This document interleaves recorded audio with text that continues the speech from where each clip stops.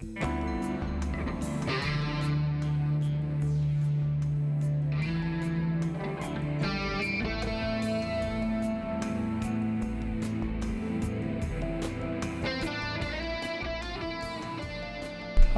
and welcome.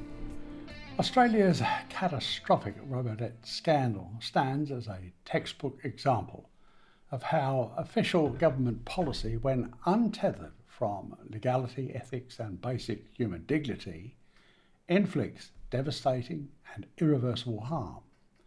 In the case of the robo-debt racketeering scam, it generated profound financial, humanitarian and legal consequences that still reverberate across the nation. Yet, despite damning findings from the Royal Commission and incontrovertible breaches of legal and ethical standards, not a single one of the culpable key decision makers ever faced meaningful penalties. Instead, the public were subjected to a complete whitewash of malfeasance of public office, where yet again the slippery bureaucrat offenders evade justice. Neither have we seen any of the demonic architects of the COVID jab genocide face consequences, nor the pushers of neurotoxic water fluoridation, net zero, 5G, chemtrails and the ecocide of fracking, to name but a few.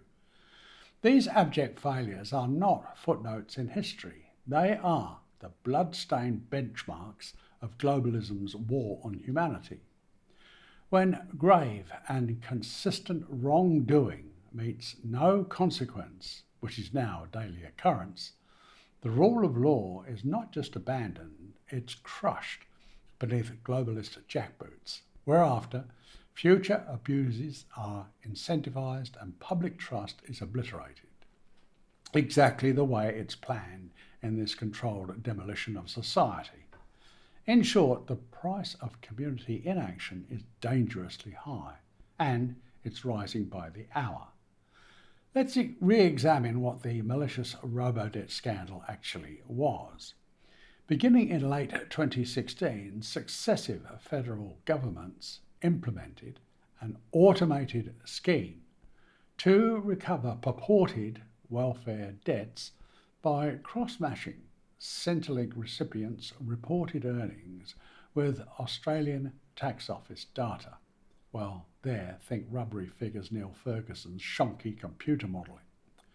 The system manipulated income averaging to infer debts from annual tax information, an approach that deliberately ignored the realities of casual, seasonal and variable work. Hundreds of thousands of notices were issued, many later found to be woefully inaccurate or grossly inflated. The scheme unforgivably and unconscionably reversed the onus of proof.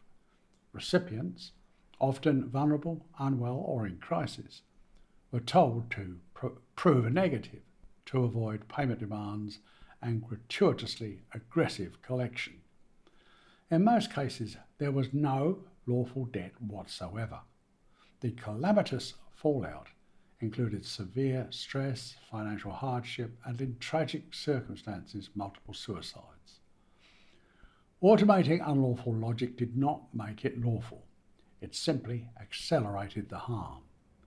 Robo-debt wrongfully, and many say criminally, extorted at least $751 million from welfare recipients, with internal expectations of up to $1.76 billion in repayments. After mounting legal challenges and public outcry, the government repaid more than $750 million. Additional compensation brought the overall settlement figure to nearly $2.43 billion across two class actions.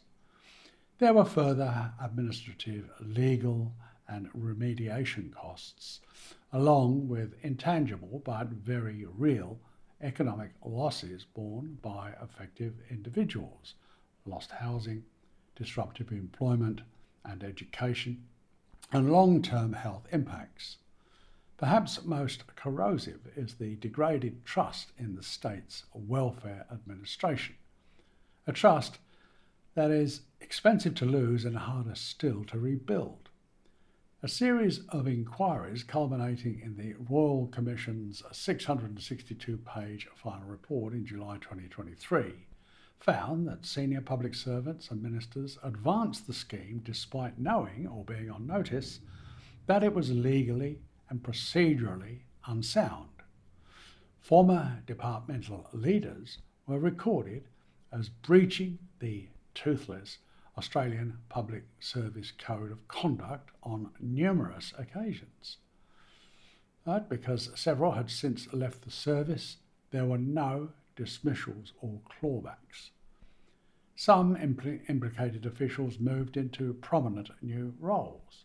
At most, one senior official faced a recommended salary reduction, sanctions wholly and offensively incommensurate with the scale of harm. This is not accountability, it's despicable weaseling and administrative skullduggery. Despite recommendations that civil or criminal avenues be considered, consequences are nil. The deplorably lame National Anti-Corruption Commission declined to pursue further investigation, citing the opinion that it would not add value in the public interest. Well, that's the same pathetic excuse they used to suppress the police-documented list of some 28 known pedophiles in positions of high office. Legal gaps and procedural limits made sanctioning former officials next to impossible. Legislative changes to the Public Service Act have, to date, produced hopelessly ineffectual internal measures rather than criminal proceedings or decisive disciplinary outcomes. Unsurprisingly, the government unquestionably accept the Royal Commission's recommendations in principle, but even then, implementation is incremental and largely inward-facing. The effect is a sinisterly enticing message.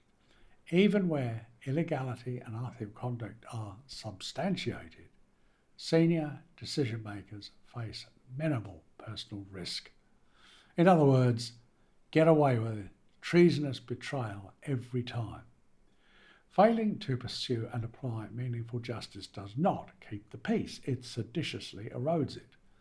The consequences are systemic, cumulative, and increasingly hard to reverse.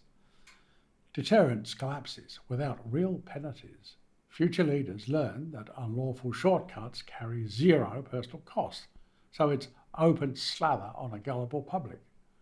Rule of law erosion. Reversing the onus of proof and disregarding due process normalises rights violations as a blunt instrument tool. Algorithmic authoritarianism.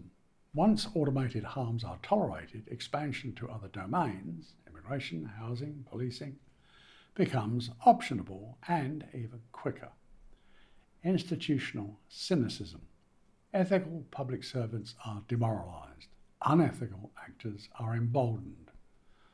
Whistleblower chilling.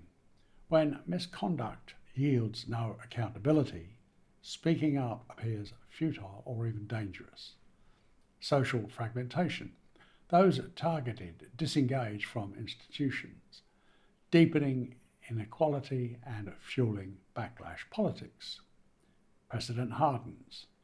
What is excused today becomes the baseline tomorrow, making future overreach easier to justify. In short, impunity is not neutral, it's an accelerant. Justice is not vengeance, it's boundary setting. It tells institutions and the people that serve where the lines are and what happens when they're crossed, or at least it should. Practical responses could include targeted legal action, pursue civil and, where supported by evidence, criminal proceedings against key decision makers who ignored legal advice or misled oversight bodies. Consider personal consequences for egregious breaches, disqualification from public office, loss of honours or appointments, and recovery of bonuses linked to unlawful programs. Public service reform with teeth. Strengthen the Public Service Act to enable post-employment sanctions for serious misconduct uncovered after departure. Introduce a duty of candour to courts and tribunals with penalties for breach. Expand independent oversight powers to compel timely disclosure and enforce remedies. Whistleblower protection that actually protects. Modernise whistleblowing laws to provide rapid, enforceable protections, funded legal support, and clear, safe channels. Algorithmic accountability. Mandate pre-launch legality assessments, independent audits, impact statements, and kill switches for automated decision systems. Require explainability. Affected individuals must be able to understand, challenge, and properly correct automated decisions. Victim-centred remediation. Provide trauma-informed support, debt expungement where appropriate, and expedited compensation for unresolved cases. Establish an accessible pathway for record correction and credit repair. Transparency and memory. Publish implementation scorecards against Royal Commission recommendations with deadlines and independent verification. Create an institutional memory, training case studies and public reporting to prevent amnesia and repetition. The Robo scandal exposed fragile seams in Australia's integrity architecture. Gaps in anti-corruption coverage, unacceptably weak whistleblower protections, and oversight bodies limited by mandate or resourcing. Experts have warned what victims already know. Without enforceable safeguards and real consequences at the top, harmful schemes are greenlit, automated, and scaled before the alarm even sounds. Robodebt was a financial calamity and a profound institutional failure. Or perhaps it was another toxic tentacle of globalism's covertly contrived sabotage. The absence of meaningful penalties for its evil architects is highly dangerous. A democracy that will not hold its most powerful offenders to account invites repetition. Justice here is not optional, it's the essential guardrail that prevents the next disaster. If Australia wants to ensure this unconscionable crime against society is never repeated, it must act with urgency, clarity, and resolve. Because when justice is withheld, harm doesn't stop at the victims. It spreads quietly and steadily to undermine the foundations of democratic life in every nation it contaminates. It becomes the societal cancer that devours everything decent and worthwhile from within. Thank you for